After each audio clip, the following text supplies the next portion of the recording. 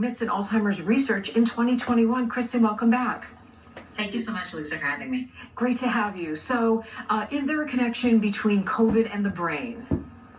Yeah. In July, the Alzheimer's Association is running this giant consortium from across the globe, all these different agencies looking at short-term and long-term effects of COVID on the brain. They released some data finding that, yes, there is a link between COVID-19 and persistent cognitive issues, in addition to the speeding up or accelerating of some of the Alzheimer's symptoms, folks who have Alzheimer's. So just know that there is a lot of study going on about that.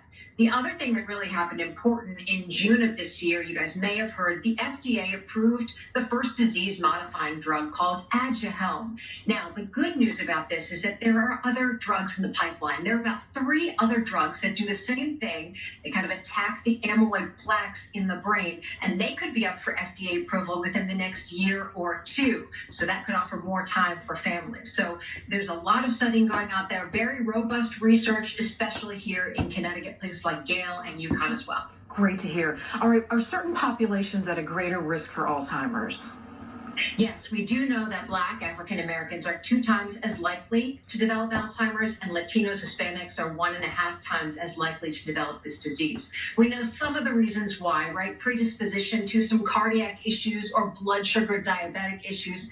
But to find out more, just know that diversity is a really big focus in research going forward. So 2 research studies we're doing right now, it's called US Pointer. It's a lifestyle study, and the new IDEAS study, which is brain imaging, recruiting thousands of people from underserved communities so we can understand really the biology of everybody who gets this disease. All right, what about the development for blood tests? What can you tell us?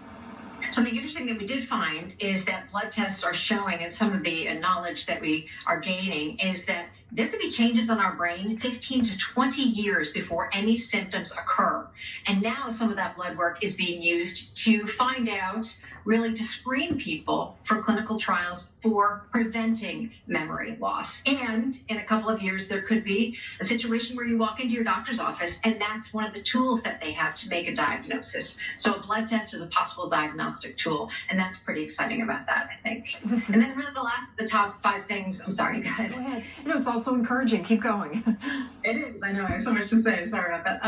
Also, it's really important to think about exercise. So this new study that came out talking about exercise in the brain, we know that exercise is good for your heart. And we at the Alzheimer's Association always say everything that's good for your heart is good for the brain. Well, a new study came out showing that a hormone produced when you exercise could actually improve the health of your brain cells. So that's great news to know, and also good idea to put that exercise back on your resolution list for next year, even if you haven't put it on there yet. All right, quick last question about Viagra and a decreased incidence of Alzheimer's.